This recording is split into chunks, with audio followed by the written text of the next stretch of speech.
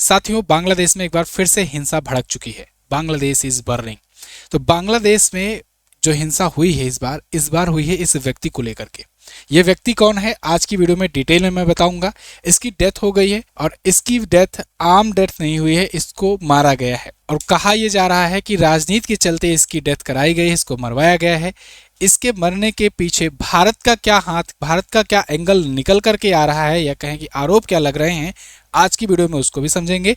भारत की एम्बेसी पर क्यों ये लोग उग्र हो गए हैं, वहां पर अटैक हो रहे हैं, साथ ही साथ में वहां के जो अखबार हैं उनको क्यों जलाया जा रहा है, आज की वीडियो में डिटेल में हम लोग सब जानने वाले हैं। काफी इन्फॉर्मेटिव वीडियो होगी, एंड तक जरूर बने रहना।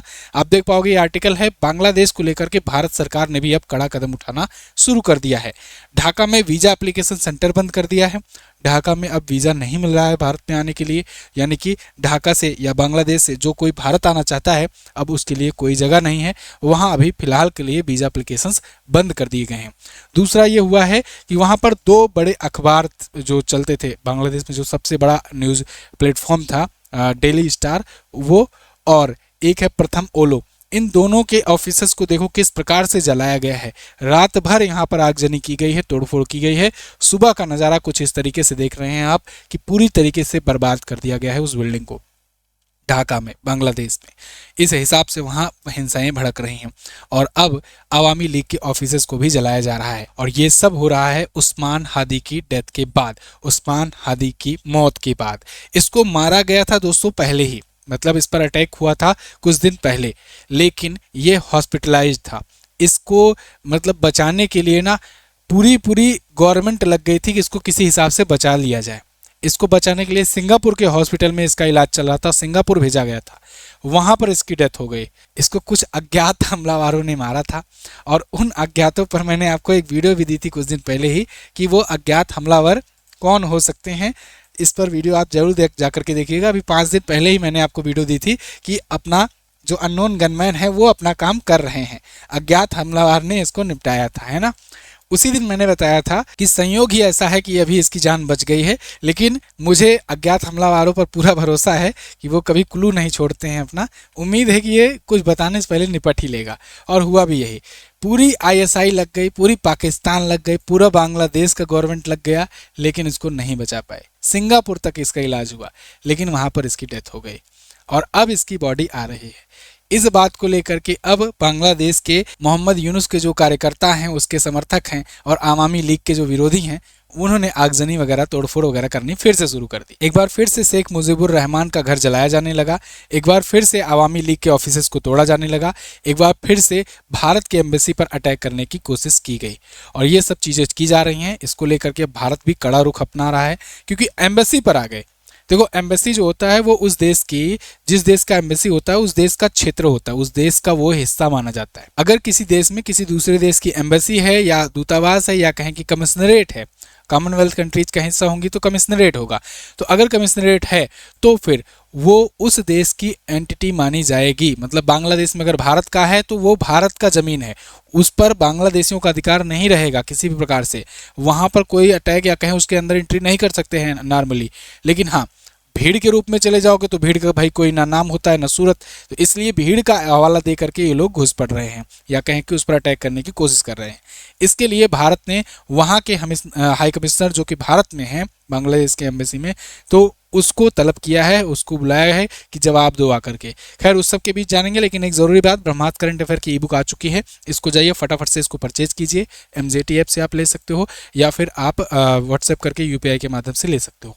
दोनों ही मेथड लिंक डिस्क्रिप्शन में है उसका, और पिन कमेंट में भी मैंने छोड़ दिया है। आप देख पाओगे टेबल, चार्ट, इन्फोग्राफिक्स, इन सब के माध्यम से आपको ये ई बुक प्रोवाइड की जा रही है। इसके अलावा आप MJT ऐप पर भी जाकर के इसे ले सकते हो, बेस्ट ई बुक सेक्शन। अब आते हैं उस्मान हादी पर। ये मारा गया है तो इतना इसको लेकर के बवाल क्यों हो रहा है?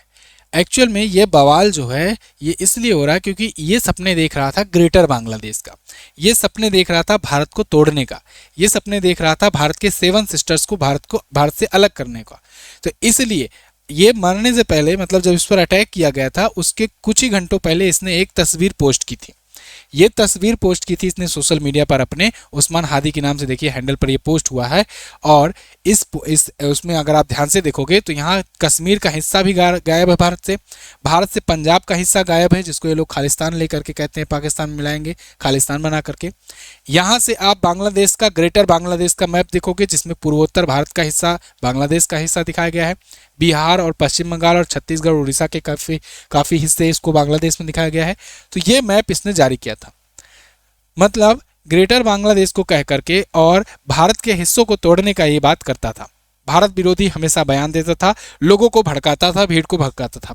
फिर कुछ अज्ञातों का दिमाग घुमा, अज्ञात लोगों ने आकर के इसको अटैक कर दिया इस पर। ये नमाज पढ़ करके निकला ही था मस्जिद से, तो पता चला कि रिक्शे से जा रहा था, तो कुछ दो लोग आए बाइक से और गोली मार करके चले गए। गोली थोड़ा सा साइड से होकर निकली, मतलब सर में लगी तो, लेकिन पार हो गई, सर के आर पार हो गई। तो ये कोमा में चला गया था, मतलब डेथ उस टाइम पर नहीं हुई, ये हॉस्पिटलाइज हो गया। अब ये हॉस्पिटलाइज हुआ तो पूरी गवर्नमेंट लग गई इसके पीछे, इसको बचाने को लेकर, क्योंकि अज्ञात हमलावरों ने मारा था।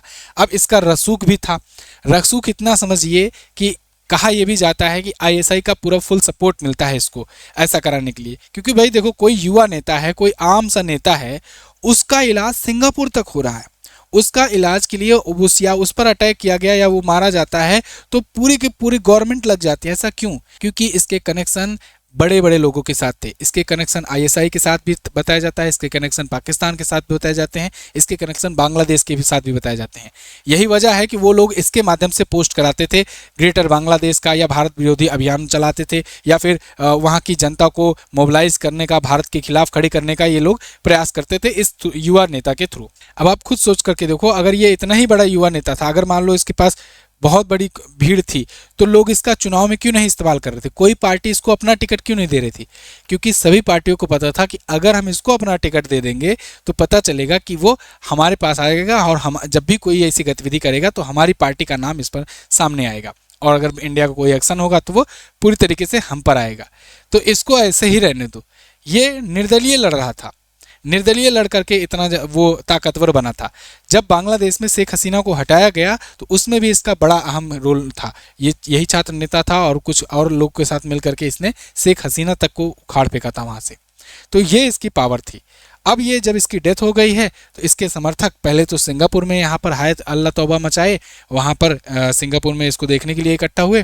फिर उसके बाद अब इसकी बॉडी लाई जा रही है बांग्लादेश, और उससे आने से पहले ही बांग्लादेश में ही भारत विरोधी प्रचार, भारत विरोधी दंगे, इसके अलावा शेख हसीना की जो पार्टी है अवामी लीग, उस पर उसको तोड़ फोड़, जो अखबार इनके कहे अनुसार नहीं खबरें छाप रहे हैं, जो केवल अपने मतलब स्टैंडर्ड को फॉलो करना चाह रहे हैं, क्योंकि भाई वो बांग्लादेश का सबसे बड़ा अखबार था द डेली स्टार, तो उसको ये लोग इसलिए आगजनी कर दे रहे हैं कि हमारे अनुसार क्यों नहीं खबरें छाप रहे हो, क्यों नहीं इंडिया विरोधी तुम भी बात कर रहे हो। मतलब पूरा पाकिस्तान बनने की राह पर अब चल पड़ा है। ये भी चाहता है, बांग्लादेश भी चाहता है कि पाकिस्तान का जैसे द डॉन अखबार है वो वैसे ही प्रोपेगेंडा वाला छापता है, ऐसे ही ये लोग भी छापे यहाँ पर। इसलिए पूरे के पूरे ऑफिस को जला दिया गया। खैर, इस पर बांग्लादेश के हाई कमिश्नर को तलब किया गया है। ढाका में भारतीय वीजा सेंटर बंद कर दिया गया, और वजह यही बांग्लादेशी नेता बना था, युवा नेता था इसके पीछे का। तो फिलहाल अभी के लिए बांग्लादेश में टेंशन फिर से बढ़ गई है, और इसी बीच इन्होंने क्योंकि अनाउंसमेंट भी कर दिया है कि अब आने वाले फरवरी में ये चुनाव करवाएंगे।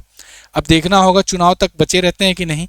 हो सकता है मोहम्मद यूनुस को ही यहाँ से निकाल दिया जाए। कुल मिला जुला करके बांग्लादेश सब भगवान भरोसे चल रहा है, और इसकी स्थिति ये उसी टाइम प्रेडिक्ट हो गई थी जिस टाइम पहली बार इसने शेख हसीना को हटाया था। छात्र जो है जिस रूप से उग्र होकर के आकर के अटैक किए संसद पर, वहाँ के प्रधानमंत्री आवास पर अटैक किए, शेख हसीना को भागना पड़ा वहाँ देश छोड़ करके, उसी टाइम लग गया था कि बांग्लादेश अब किस राह पर निकल पड़ा है। क्योंकि अब ये की हैबिट बन जाएगी, ये जनजी के द्वारा, युवा नेताओं के द्वारा ये करवाया जा रहा है।